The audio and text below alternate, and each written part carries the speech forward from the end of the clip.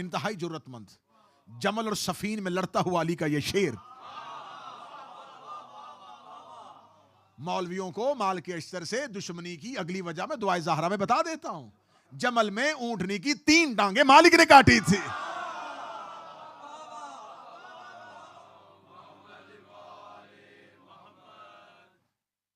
हमदो तारीफ है उस पाक परवरदिगार के लिए जिसने हमारी ज़ुबान और हमारी समाअतों को इस काबिल बनाया कि हम उनका तज़किरा कर और सुन सकें जिनके पहले ज़ाकिर का नाम परवरदिगार है। और मिंबर से इब्तदाई गुफ्तगू में हमेशा ये लफ्ज़ तस्वीर समझ के किया करता हूँ कि हम में से कोई बशर इस काबिल नहीं है कि वो हकीकत आले मोहम्मद पढ़ सके। ये मदरसे उनके हक़ाइक़ बयान करने के लिए नहीं बल्कि अपनी हकीकतें तब्दील करने के लिए होती हैं। इस मजलिस का मकसद उनके फ़ज़ाइल का बयान करना होता है, ना कि उनके हक़ाइक़ का बयान करना होता है। बाद रसूल रसूल अल्लाह के जाने के बाद इस्लाम में 2 तरह के नज़रियात ने जन्म लिया। एक नज़रिया खिलाफत है और एक नज़रिया इमामत है। नज़रिया खिलाफत के मानने वालों के बहुत से फ़िरके और नज़रिया इमामत के मानने वालों का एक फ़िरका, एक मज़हब, एक सोच और एक ही अकीदा है। नज़रिया इमामत के मानने वाले वो हैं कि जिनके यहाँ रसूल अल्लाह के जाने के बाद इमामत अमीर अल मोमिनीन से शुरू हुई और उनके आखिरी फर्जंद सरकार कायम पे आके मौजूद है और वो वक्त का इमाम ज़माने में हाजिर भी है और मौजूद भी है। खिलाफत वालों के यहाँ रसूल अल्लाह के जाने के बाद बाकायदा तौर पर किसी का ऐलान नहीं हुआ और रसूल अल्लाह जाते हुए किसी को नामजद नहीं करके गए और जमहूर ने, इजमा ने, उम्मत ने अपनी मर्ज़ी से एक खलीफा बनाया जो मुसलमानों का एक ही वक्त में खलीफा भी था, बादशाह भी था, शहनशाह भी था, सुल्तान भी था और वही उनका इमाम भी था। सिलसिला खिलाफत और सिलसिला इमामत 1400 साल से मुसलमानों के सामने 2 नज़रियात हैं। लेकिन हमेशा मिंबर से मैं कोशिश किया करता हूँ कि हम अपने अकीदे की तर्जमानी करें और अपने अकीदे का दिफा करें। सिलसिला इमामत पर हमारे पास कुरानी नस मौजूद है, हमारे पास कुरानी दलाइल मौजूद है, क्योंकि शिया मज़हब लॉजिकल मज़हब है, पढ़ा लिखा मज़हब है, दलील वाला मज़हब है। हमारे यहाँ हमारे मज़हब की हर चीज़ कुरान से साबित है और हमारे यहाँ हमारे मज़हब की हर चीज़ कुरान से साबित होना इस बात की निशानी है कि हमारा मज़हब इसलिए कुरान से साबित है कि हमारा इमाम कुरान से साबित है। हम जिसकी पैरवी करते हैं हम अपने आइमा का जिक्र कुरान से साबित कर सकते हैं। बाज़ लोग कहते हैं कि आप लोग कहते हैं कि ये आयत हज़रत अली के लिए है, ये आयत हज़रत अली के लिए, ये आयत हज़रत अली के लिए, तो खुदा ने हज़रत अली का नाम क्यों नहीं लिखा? ये सवाल किसी खतीब जाकर या वाइज से नहीं, ये सवाल खुद मासूम से हुआ था कि मौला अल्लाह कुरान में आप आले मोहम्मद के इस्माई ग्रामी क्यों नहीं लेता, आपके नाम क्यों नहीं लेता? मासूम फरमाते अगर अल्लाह हमारे नाम ले लेता तो लोग हमारे नामों पे अपने नाम रख लेते और फिर बाद में कह देते कि इससे मुराद ये अली नहीं ये अली है, इससे मुराद ये हसन नहीं ये हसन है, इससे मुराद ये हुसैन नहीं ये हुसैन है। मासूम फरमाते अल्लाह हमारे इस्मा नहीं लेता, हमारी सिफात से जिक्र करता है और हमारी सिफत इतनी बुलंद होती है कि कोई उसका हम पल्ला हो ही नहीं सकता, कोई उस सिफत की बराबरी नहीं कर सकता, कोई उस वस्फ को छू ही नहीं सकता। तो फिर हर कोई मान जाता है, दुश्मन भी मान लेता है कि इससे मिसदाक सिवाय आले मोहम्मद के कोई और हो नहीं सकता। तो रसूलुल्लाह के जाने के बाद सिलसिले 2 हैं, खिलाफत का सिलसिला और एक इमामत का सिलसिला है। जिस वाक़या करबला को हमने दुनिया के सामने इन 10 दिनों में नशर किया, उस नशर में हम ज़माने को ये बताना चाहते थे कि कत्ल इमाम का हुआ है और किया एक खलीफा ने है। हमने दुनिया के सामने 10 मुहर्रम तक लोगों के सामने ये बात रखी कि आपको ये बात कबूल कर लेनी चाहिए और आपको ये बात मान लेनी चाहिए कि ये जो कत्ल हुआ है ये इमामत वालों में से 30 नंबर के इमाम का हुआ है और जिसने कत्ल किया है वो खिलाफत वालों में से 6 नंबर का खलीफा है। किसी एक शख्स के हाथों किसी शख्स का कत्ल नहीं, एक खलीफा के हाथों इमाम का कत्ल है। एक खिलाफत वालों के यहां कातिल मौजूद है और इमामत वालों के यहां मकतूल मौजूद है। जैसा कि आपको हम बयान करते हैं कि जब मौला अमीर अल मोमिनीन को घर से गिरफ्तार करके लिया जा रहा था तो मौला के गले में रस्सी थी। जब बाजार में गए तो सलमान मोहम्मदी खड़े थे, तो एक शख्स ने दौड़ते हुए आके सलमान से कहा, सलमान तुम तो कहते तुम्हारा अली बहुत बहादुर है, तो अली के गले में रस्सी है और अली सर झुका के क्यों जा रहा है? जनाब सलमान कहते हैं ये मेरे अली की इमामत पर मेरा ईमान और ज्यादा मजबूत हो गया। उसने कहा अली की इमामत और गले में रस्सी किस बात की दलील है? जनाब सलमान मोहम्मदी ने क्या तू कुरान नहीं पढ़ा हुआ? कहने लगा पढ़ा हुआ। फरमाया क्या तुझे हजरत इब्राहिम की दुआ याद है? जब हजरत इब्राहिम ने खुदा से वादा किया था, खुदा ने कहा था इन्नी जाइलुका लिन्नास इमामा, मैं तुम्हें इंसानों का इमाम बना रहा हूं। तो हजरत इब्राहिम ने कहा मिन ज़ुर्रियती, मेरी औलाद को भी बनाएगा। तो खुदा ने कहा था ये ओहदा जालिमों को नहीं मिलेगा, ये मेरा वादा जालिमों से नहीं है। जनाब सलमान ने कहा तू मुझे बता जिसके गले में रस्सी है वो जालिम है या मजलूम है? और गले में रस्सी डालने वाला जालिम है या मजलूम है? उसने कहा डालने वाला जालिम है और पहनने वाला मजलूम है। तो जनाब सलमान मोहम्मदी ने कहा कुर्बान ना हो जाऊं मैं अली की फसाहत पे कि रस्सी भी कबूल कर ली और इमामत को भी अपने हाथों से नहीं जाने दी। तो कुरान ऐसी नस दे देता है कि उस जैसा कोई हो ही नहीं सकता।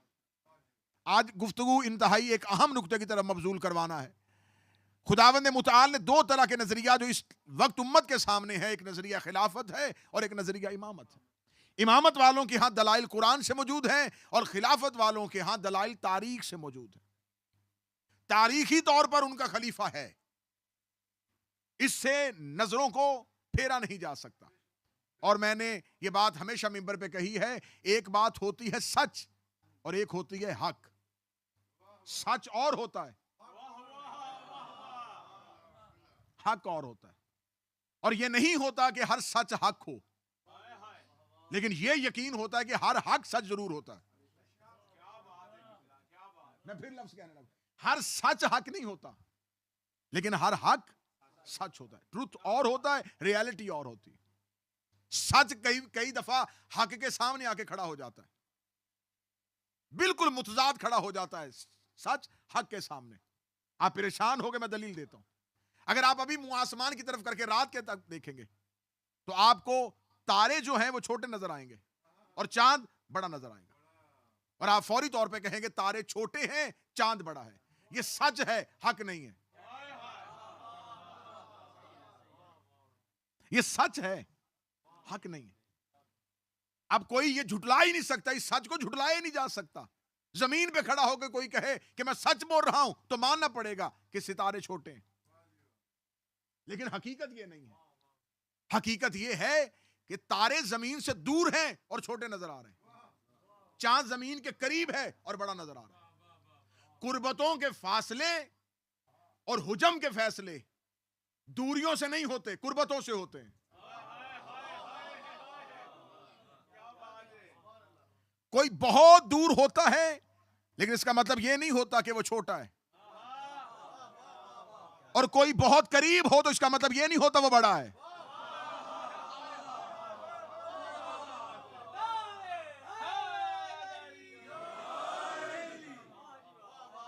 कोई करीब होके भी बड़ा नहीं होता और कोई दूर होके भी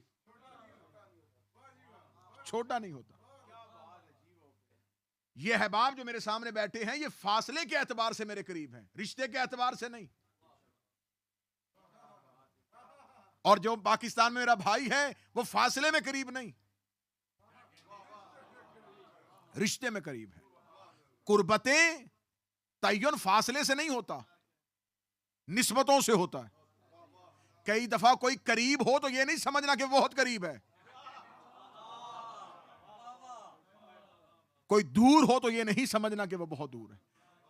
बंदे मदीना में रसूल के करीब थे लेकिन नबी ने नहीं कहा, लेकिन अवैसे करनी दूर था।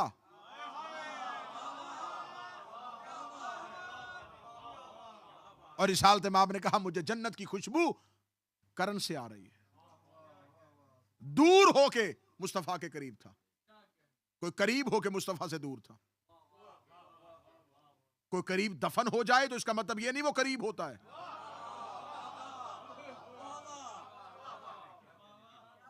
मैं इशारा दे रहा हूं, कोई करीब दफन हो जाए तो इसका मतलब यह नहीं वो करीब है, और कोई दूर दफन हो तो इसका मतलब यह नहीं वो दूर है।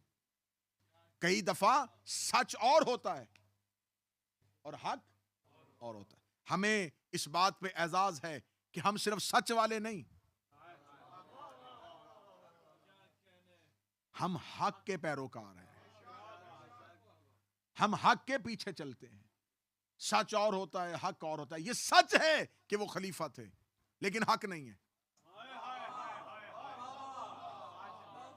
उनकी खिलाफत को साबित किया जा सकता है सच के तौर पे, हक के तौर पे नहीं। बरोज़े क़यामत दो नजरियात में से एक नजरिया अल्लाह कबूल करेगा, या इमामत वालों का या खिलाफत वालों का। इमामत वालों का नजरिया है कि हमने जिसे इमाम माना है अपनी मर्जी से नहीं माना। हम सबका यही अकीदा है ना कि हमने हजरत अली को अपनी मर्जी से इमाम नहीं बनाया। रसूल अल्लाह ने खुमे गदीर पे ऐलान किया था, हमने रसूल की अताअत में अली को इमाम मान लिया। मैं दुआए ज़हरा नॉर्थहैम्पटन से पैगाम दे रहा हूं, अगर रसूल हजरत अली की जगह किसी और सहाबी को भी इमाम बना देते, हम उन्हें मान लेते, क्योंकि कुरान का यह फैसला जो रसूल दे, हमने उसी रसूल से अली लिया है जिसने हमें नमाज दी थी।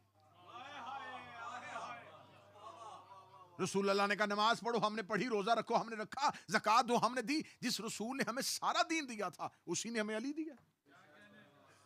मैं ठीक कह रहा हूं? खुम्मे गदीर पे रसूल ने हमें हजरत अली को दिया, हमने बतौर इमाम रसूल की अताअत में हजरत अली को मानना है। और हमने रसूल की अताअत इसलिए की है कि वो अल्लाह का रसूल है।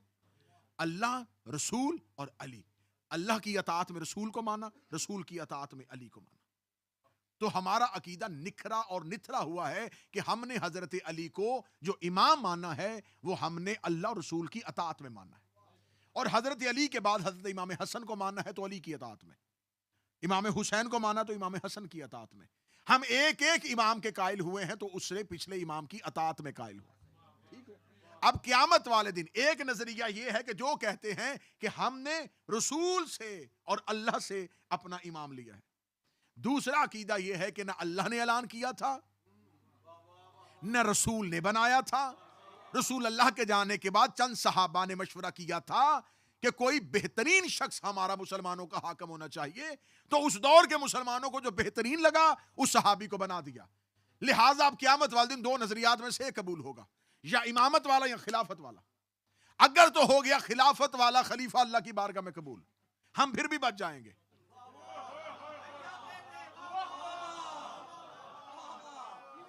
हम फिर भी बड़े महफूज हैं, हम फिर भी सेफ साइड पे हैं।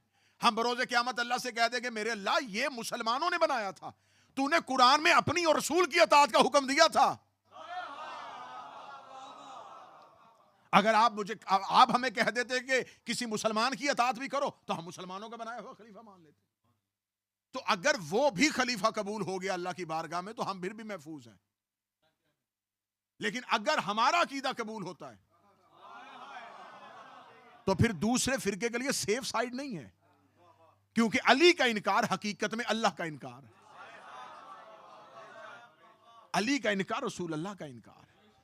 तो हम जमाने के सामने ये बात साबित करने की कोशिश कर रहे हैं कि मुझे एक सवाल का जवाब देना है कि जो पिछले दिनों मौला अमीर अल मोमिनीन के एक सहाबी पे बकवास हुई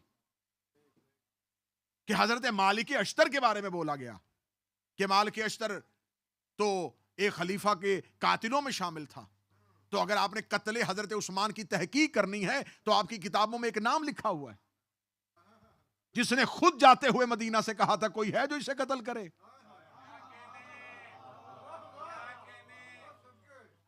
मैं मिंबर से दुआए ज़हरा नॉर्थहैम्पटन में कह रहा हूं कि खलीफा हम हजरत उस्मान को, आप उनकी इज्जत करते हैं, आप उन्हें खलीफा मानते हैं, आप हजरत उस्मान के कत्ल की तहकीक करवाएं, हम उस इंक्वायरी में आपके साथ हैं। आइए, आपके यहां खुलफा है ना, आपके लिए काबिल एहतराम है, तो फिर एक एक खलीफा के कत्ल पे तहकीक करवा लेते। अगर हजरत उस्मान तीसरे खलीफा हैं, आप उनके कत्ल पे तहकीक करें, हम उसमें तमाम दस्तावेज देने के लिए तैयार हैं। जो हमारी किताबों में रवायतें हम आपको दे देंगे, आपकी किताबों से निकाल के भी दे देंगे। तीसरे खलीफा के कत्ल में हम आपके साथ तावन करते हैं, फिर चौथे खलीफा के कत्ल में आप हमारे साथ तावन करें।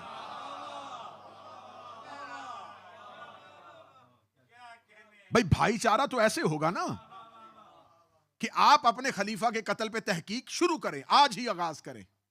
हम आपको मैटर देते हैं, हम आपको बताते हैं कि किसने कहा था कि कत्ल किया जाए। वो दो अफराद कौन से थे? जो कत्ले उस्मान की तैयारी करवाने के बाद मदीना से निकले थे। तल्हा और जुबैर का किरदार कत्ले उस्मान में क्या था? वलीद जैसे फासिक और फाजिर को गवर्नर बना के किस लिए भेजा गया था? अब मालिक अश्तर के साथ जो मुसलमान मौलवियों को दुश्मनी है, हमें उस वजह का पता है। मैं वो वजह बताने लगा हूं एक इशारे के साथ, और नौजवान इस इशारे को समझना। जब हजरत इमाम हुसैन का सर शाम पहुंचा है तो यजीद मलऊन ने एक शेर पढ़ा था, वो शेर आज भी किताबों में। उसने कहा, काश आज मेरे बदर के मकतूलीन जिंदा होते तो कितने खुश होते कि मैंने अपने बदर के मकतूलीन का बदला ले लिया। यजीद ने यह शेर कह के बता दिया है, जिसका किसी ने कत्ल किया होता है वो उस दर्द को कभी नहीं भूलता। जिसका दादा किसी ने मारा हो तो कभी ना कभी पोता या नवासा बता देता है। अब मुझे नहीं पता माल के अश्तर की तलवार के नीचे से किस किस का दादा गया था, जो आज तक वो जख्म भर नहीं रहे, आज तक वो तकलीफ भरी नहीं जा रही। मालिक बिन हारिस नखाई कबीले से ताल्लुक रखने वाला अली का वो शेर कमांडर था, जिसके बारे में खुद अमीर अल मोमिनीन फरमाते, कितना बेहतरीन जुमला है मालिक के बारे में। फरमा, मालिका मा मालिक, ये कुरानी लहजा है। लैलतुल कद्र व मा अदरा का लैलतुल कद्र। अली फरमाते, मालिक तुम क्या जानो मालिक कौन है। ये अमीर अल मोमिनीन के जुमले हैं मालिक अश्तर के बारे में। अली फरमाते, मालिक तुम क्या जानो कि मालिक कौन है। अली फरमाते, अगर ये पत्थर होता, पहाड़ होता तो कोहे गुरा होता, इतना बुलंद होता कि कोई इसकी बुलंदी को छू ना सकता। अगर ये पत्थर होता, संग होता तो इतना कीमती होता कि कोई इसकी कीमत ही ना दे सकता। अगर ये परिंदा होता तो इतनी ऊंची परवाज में होता कि कोई तायर इस तक पहुंच ही ना सकता। ये कहने के बाद अगले जुमले पे अली ने पूरी माल के अश्तर की जिंदगी बंद कर दी। फरमाया, मालिक को मुझसे वही निस्बत है जो मुझे रसूल के साथ थी।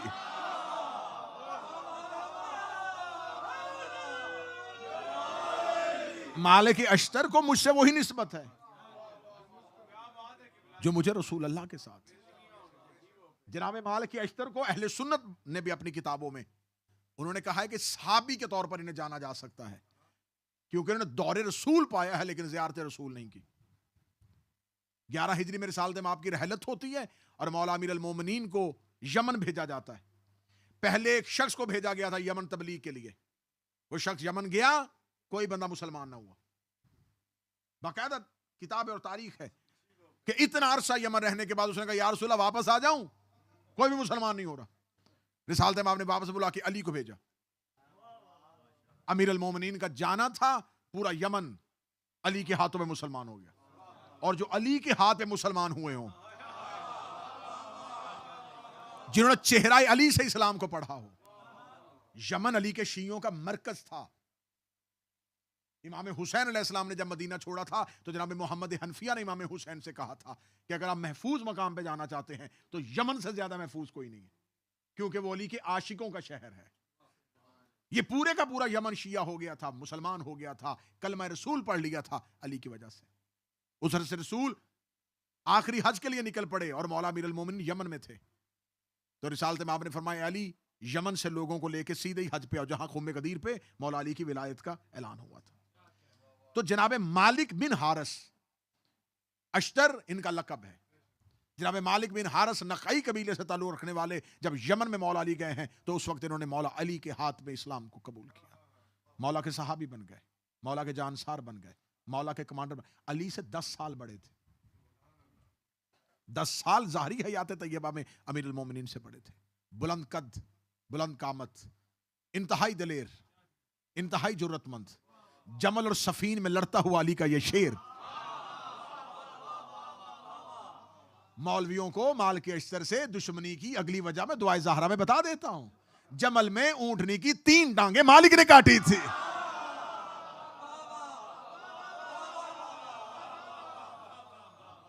जो आज तक दर्द नहीं भर रहा, वो तकलीफ की वजह यह है कि मालिक अश्तर जमल में अली के साथ खड़ा। यही मालिक था जब सफीन के मैदान में 1.5 साल तक वो लड़ाई चलती रही है सफीन की। मालिक अश्तर का किरदार इतना नुमाया किरदार है कि अमीर अल मोमिनीन अली इब्न अबी तालिब ने मालिक अश्तर के बारे में कितना बेहतरीन जुमला है।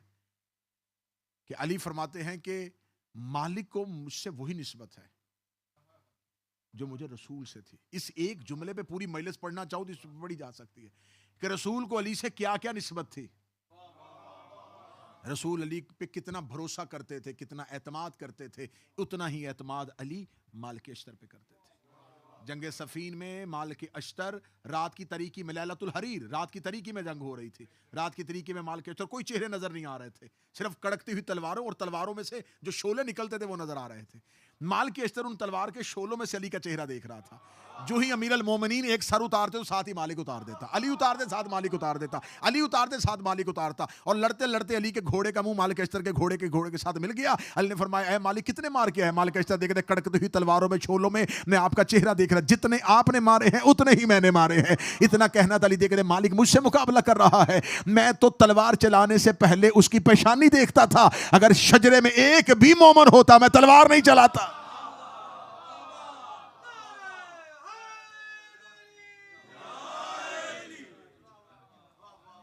इसी जंगे सफीन में मौला अमीर अल मोमिनीन जब फुरात के घाट पे कब्जा कर लिया, हाकिम शाम ने कब्जा कर लिया, तो मालिक अश्तर ने आके कहा था, या अली लश्कर को प्यास लगी हुई है। अमीर अल मोमिनीन ने मालिक अश्तर को साथ लिया, साथ लेकर अली सहरा में गए। सहरा में जाने के बाद अमीर अल मोमिनीन ने फरमाया, मालिक यहाँ से रेत को हटाओ। रेत को हटाया, फरमाया यहाँ से एक पत्थर निकलेगा, इस पत्थर को हटाओ। मालिक अश्तर ने अपने हाथों से पत्थर को हटाया। पत्थर को हटाना था, 400 गज गहरी जमीन, पानी का चश्मा फूटा। पानी के चश्मे का फूटना था, फरमाया ताब ताब, पानी के चश्मे का फूटना था। अली ने फरमाया, सारे लश्कर को बुला, सारे लश्कर को यहां से पानी पियो। मालिक अश्तर कहता, हमने इतना सफेद और इतना मीठा पानी जिंदगी कभी ना पिया था। मालिक अश्तर कहते, पानी पीने के बाद ने फरमाया, इस कुएं को बंद करो, इस चश्मे को बंद करो। हमने चश्मे को बंद किया। चश्मे को बंद करने के बाद हमने पूछा, या अली क्या चश्मे से दोबारा पानी पिया जा सकता है? अली फरमाया, क़यामत तक के लिए अभी चश्मे से कोई पानी नहीं पिएगा। हाँ, एक दफा ये चश्मा दोबारा खोला जाएगा, जब मेरा आखिरी बेटा आएगा वो इस चश्मे को दोबारा खोलेगा। ये कहने के बाद अली गुजरे उस सामने बुरासा एक मकाम था, वहां पर एक देर था, एक राहिब सामने बैठा हुआ मंजर देख रहा था। वो जल्दी से नीचे उतरा, उसके हाथों में अंजील थी, उसने अंजील वहीं की वहीं पत्थर पे रखी, मालिक अश्तर के घोड़े की लजाम में हाथ डाला। उसने कहा, वो जो पीछे आ रहा है वो कौन है? मालिक अश्तर ने कहा, क्या जानना चाहता? उसने कहा, वो नबी है। फरमा, कोई नबी तो नहीं। कहने का कोई पैगंबर है? कहने लगा, पैगंबर नहीं, तो खुद बात कर। मालिक ने हाथ पकड़ा, उस राहिब को लेके अली के सामने जाके खड़ा किया। या अली, ये आपका पूछना चाहता है। अमीरुल मोमिनीन फरमाया, क्या पूछना चाहता हूं? कहने लगा, आपका नाम अवी है? फरमा, जबूर में। आपका नाम एलिया है? फरमाया, अंजील में। आपको महमूद कहते हैं? फरमाया, चौथे आसमान पर। बैतुल हम्द आपका नाम है? फरमाया, आसमानी किताबों में। उसने देखे कहा, आपका नाम अली है? अमीरुल मोमिनीन ने फरमाया, कैसे पहचाना? उसने कहा, आसमानी किताबों में पढ़ा है। यहां पर एक चश्मा है जिसका पानी हर एक पैगंबर ने पिया है, लेकिन चश्मे को बंद कर दिया है, एक ही शख्स खोलेगा जो आखिरी नबी का वसी होगा। अमीरुल मोमिनीन ने अपना हाथ बढ़ाया, उस राहिब ने अली के हाथ पे कलमा पढ़ा। कलमा पढ़ने के बाद अमीरुल मोमिनीन वहां से चले। रात की तरीकी जंगे सफीन, अमीरुल मोमिनीन का वहां से निकलना था। मस्जिद बरासा के करीब से अली गुजरे। अली ने फरमाया, अब यहां पर मेरा लश्कर पड़ाव नहीं करेगा, क्योंकि इससे आगे वो मकाम आ रहा है जहां पर एक दौर में एक नबी की उम्मत पर अजाब आया था। अमीरुल मोमिनीन वहां से अपने घोड़े को, अपने लश्कर को दौड़ाते हुए जा रहे थे, पीछे पीछे अली के साहब भी। और ये भी ज़हन में रखना, सफीन में हर बंदा अली की मोहब्बत वाला ही अली के लश्कर में नहीं था। अगर हर बंदा अली की मोहब्बत वाला अली के लश्कर में होता तो हाकिम शाम से पैसे लेके आधा लश्कर चला ना जाता। अली के पीछे कुछ पेड़ लोग भी थे, कुछ पेशावर सिपाही भी थे, ऐसे लोग भी अली के पीछे थे। हर दौर में अली के पीछे कुछ बंदे किसी न किसी लालच में चले आते हैं। हर दौर में अली को मुखलिस शिया नहीं मिले, हर दौर में अली को खालिस शिया नहीं मिले, हर दौर में अली के पास मुखलिस शियों की कमी रही है। कोई ना कोई किसी न किसी लालच में अली को अपना इमाम मान ही लेता है। लश्कर का निकलना था। अमीरुल मोमिनीन ने फरमाया, इस मैदान में नमाज अदा नहीं करनी। अमीरुल मोमिनीन ने इतना कहना था। ये अली के लश्कर में से बाज साहब ने कहा, या अली फिर कहाँ जाएंगे? फरमाया, जब तक इस सहरा से गुजर नहीं जाते उससे आगे जाके नमाज पढ़ेंगे। या अली सहरा से अगर निकलते निकलते निकल गए तो या अली फिर तो जोहर का वक्त चला जाएगा, तो या अली हमें तो अव्वल वक्त में नमाज अदा करनी है, हमें अव्वल वक्त में नमाज अदा करनी है। इतना कहना था। उन लोगों ने एक दूसरे से कहा, अली तो जंग के लिए कह रहे हैं। सही कहा था हाकिम शाम ने, अली तो खिलाफत और हुकूमत का इतना हरीस हो गया है कि अली तो अब इबादत को छोड़ रहा है, देखो अव्वल वक्त की नमाज को तर्क करवा के अली हमें कह रहा है कि लश्कर को लेके आगे बढ़ना चाहिए। इसका मतलब है कि अली को हुकूमत के हरीस है, लेकिन अली को इबादत परवरदिगार का कुछ नहीं है। इतना कहने के बाद कुछ लोगों ने अपने आप को वहीं से अली के लश्कर से निकाला कि हम तो अव्वल वक्त में नमाज अदा करेंगे। कुछ ऐसे बदबख्त भी होते हैं जो अली को छोड़ के नमाज अदा करने की तैयारी कर लेते हैं। हमें अली को छोड़ के नमाज अदा करनी है। जिन्होंने अपने आप को अली के लश्कर से निकाला, अली के पीछे मालिक अश्तर, अली के पीछे अली के नौकर, अली के पीछे अली के सहाबी, वो अली के पीछे अपने घोड़े को दौड़ाते गए। मालिक अश्तर कहता जब हम उस सहरा से दूर निकले तो मालिक अश्तर कहता मैं बार बार सूरज की तरफ देख रहा था, मुझे डूबता हुआ सूरज नजर आ रहा था। मेरे ज़हन में ख्याल आया कि अली ने कहा था कि अव्वल वक्त में नमाज अदा करेंगे, लेकिन सूरज तो डूब रहा है, सूरज डूब रहा है, अभी तो मगरिब की अजान हो जाएगी। हमारा मतलब है हमारी जोहर भी गई, हमारी असर भी गई। अली ने हमें कहा था कि हम इससे आगे जाके नमाज अदा कर लेंगे। डूबते हुए सूरज को मालिक कहता मैं देख रहा था। या थोड़ी दूर जाके अमीर अल मोमिनीन ने सूरज बिल्कुल टीलों के पीछे, डूबती हुई सूरज की सुर्खी आसमान पे चमकनी शुरू हो गई। अमीर अल मोमिनीन ने अपने घोड़े को रोका, घोड़े को रोक के अली ने अपने लश्कर से बोला मालिक इन लश्कर वालों से कही यहीं पर खड़े होकर अजान दो, हम यहीं पे नमाज पढ़ेंगे। इतना कहता था मालिक कहता मैंने कांपते हुए बदन से अली के सामने जाके अपने हाथों को जोड़ा। जोड़ने के बाद मैंने कहा या अमीर अल मोमिनीन, या यसूबुद्दीन, या कायदे खुल मुअज्जलीन, एक दफा जरा निगाहें उठा के देखें सूरज डूब रहा है। इतना कहना था, अली ने सूरज की तरफ देखा, अली की आंख सूरज की तरफ गई या सूरज ने पलट के उसी मकाम पे आना शुरू किया जहां से अली ने छोड़ा था। हमने अल्लाहु अकबर कहा। अली कहते मालिक के सर पे अली ने अपना हाथ रख के कहा मालिक याद रखना इसने मुझसे अल्लाह सीखा है, मैंने इससे नहीं।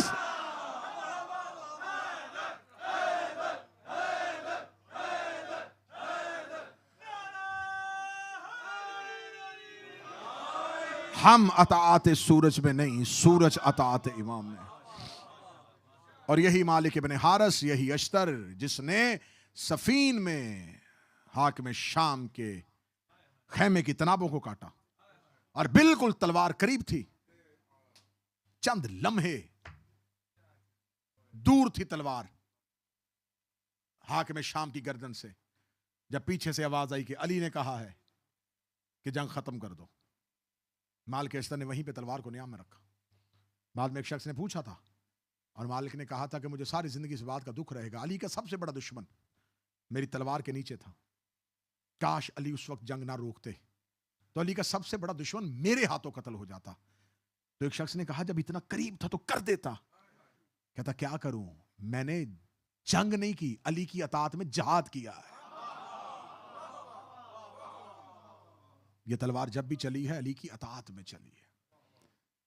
हम पूरी दुनिया के सामने जो अली के साहब थे, जो अली के नौकर थे, हम उनका किरदार बताने के लिए तैयार हैं। अगर हमसे कोई भी अपनी किसी भी हीरो की तकरीम करवाना चाहता है, किसी की इज्जत करवाना चाहता है, आप हमारे सामने नाम लेके आए, हम आपकी किताबों से उनका किरदार पढ़ते हैं। किरदार इज्जत के काबिल हुआ तो इज्जत करते हैं, किरदार नफरत के काबिल हुआ तो नफरत करते हैं। हमारे पास एक म्यार है, हमारे पास एक चीज है, हम ये देखते हैं कौन अहले बैत से कितना मुखलिस है। जिसने अहले बैत से वफा की हम उसे वफादारी करते हैं, जिसने अहले बैत से दगा किया हम उस पर लानत करते हैं। अगर हमारा म्यार गलत है तो लोग हमें गर्दनें काटें, हमारे घर जलाएं, हमें काफिर कहें, हम इस म्यार से 1 इंच पीछे हटने के लिए तैयार नहीं। हमारा म्यार नबी और नबी की अहले बैत है। हम 1 इंच पीछे हटने के लिए तैयार नहीं कि कोई नबी और नबी की औलाद से वफा करे और हम उससे वफा ना करें। मुसलमानों ने वफा की होती हो, अली की बेटियां कूफा ना जाती।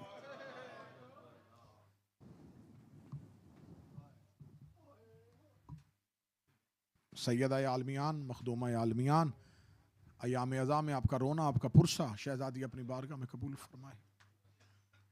जब वापस आ गई रसूल ज़ादियाँ तो मदीने के कुछ ख़वातीन फ़ातिह शाम अकीला बनी हाशम से मिलने के लिए आई। उन्होंने बीबी ज़ैनब से पूछा अली की बेटी सबसे ज्यादा मुसीबत कहाँ आई?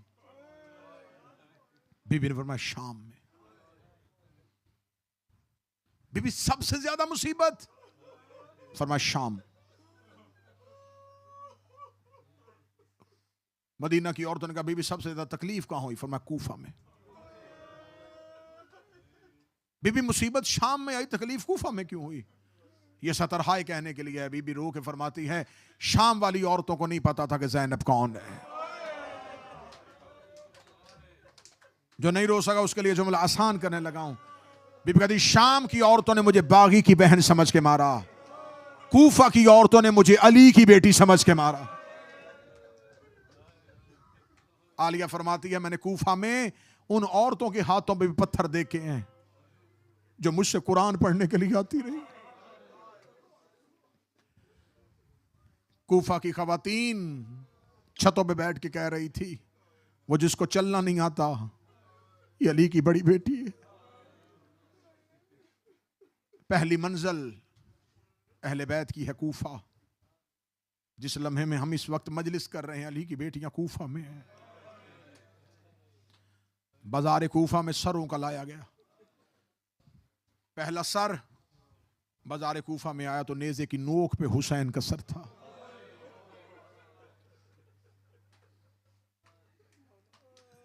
एक एक सर वाला नेज़ा कूफा के बाजार में आता गया। सादात और गैर सादात मुझे माफ कर देना, इब्न ज़ियाद के दरबार तक पहुंचते पहुंचते काफले को शाम हो गई। कूफा में भीड़ इतनी थी, रश इतना ज्यादा था कि दारुल अमारा तक जाते जाते शाम हो गई। इब्न ज़ियाद ने कहा कैदियों को जिंदान में रोको,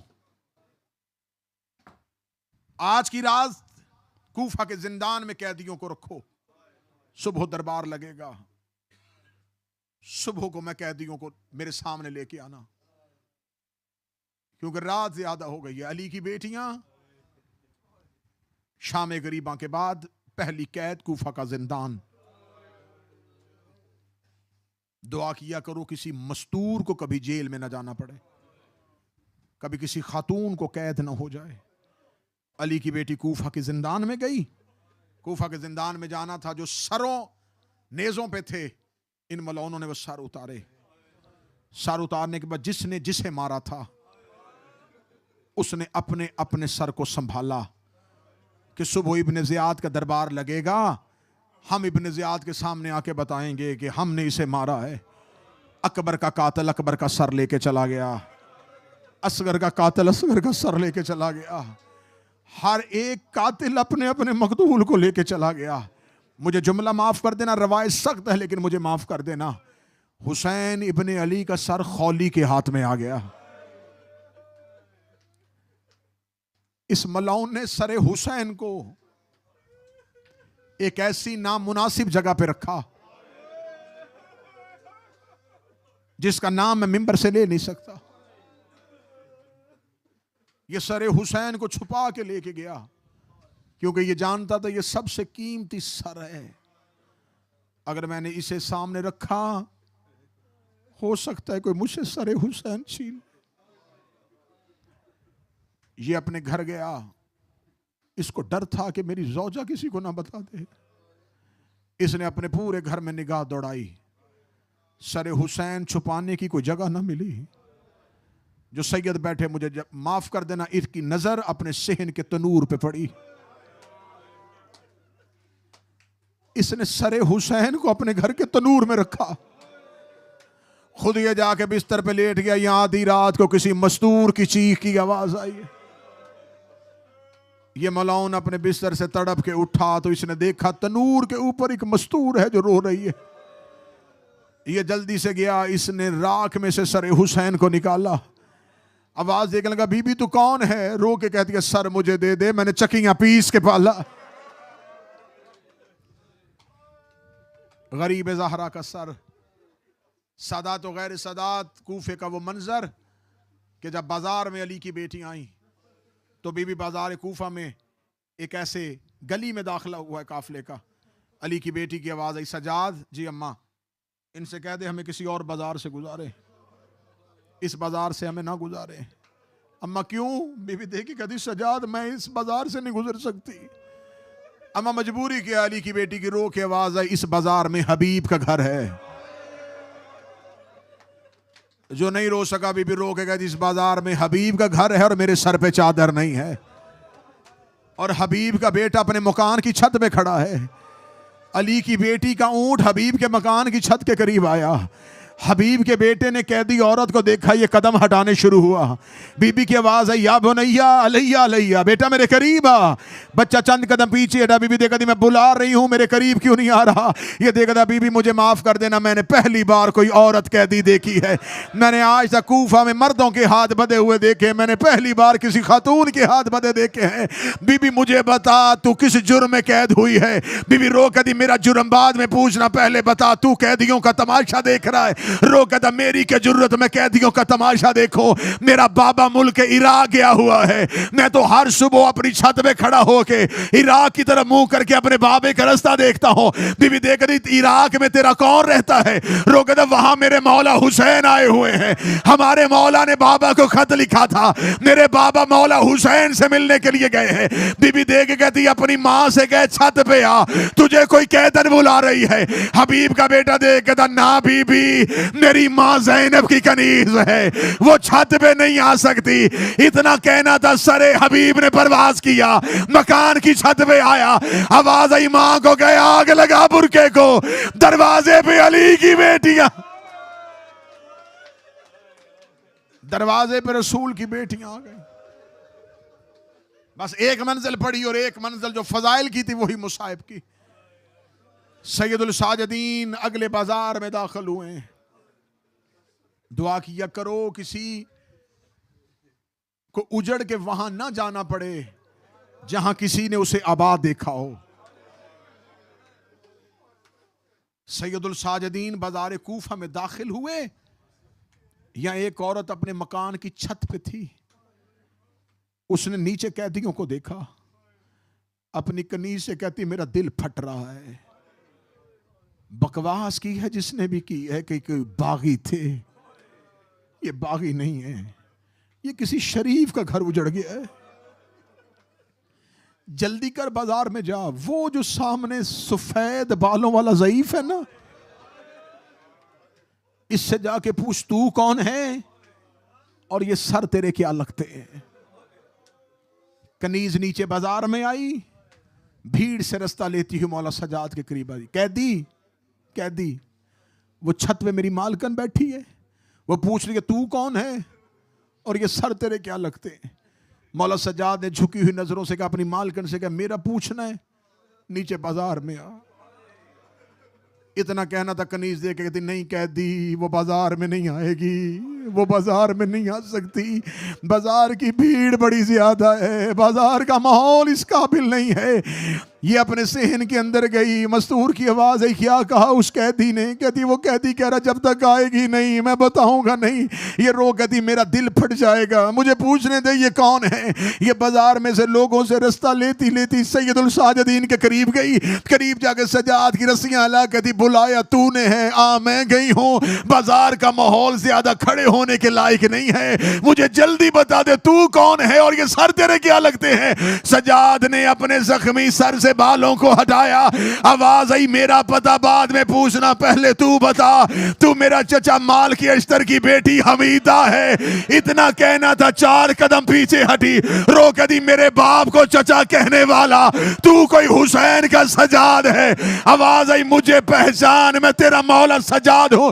सजाद का नाम आना था। दोनों हाथ जोड़े, रो कहती, अगर तू सजाद है, तुझे तेरी इज्जत का वास्ता, अब ये ना कहना कि वो ज़ैनब बैठी है। आवाज आई, नजरें झुका, वो अली की बेटी ज़ैनब है, माल की अश्तर की बेटी। रोती हुई अली की बेटी के ऊंट के करीब गई। रो के कहती, बीबी नहीं पूछती हुसैन कैसे मारे गए, नहीं पूछती चादर कैसे उतरी, मुझे बता जब तेरी चादर उतारी गई तेरा अब्बास कहाँ था। बीबी की आवाज आई, गिले ना दे, वो सामने घोड़े की गर्दन में जो सर लटक रहा है वो मेरे अब्बास का सर। मातमे हुसैन।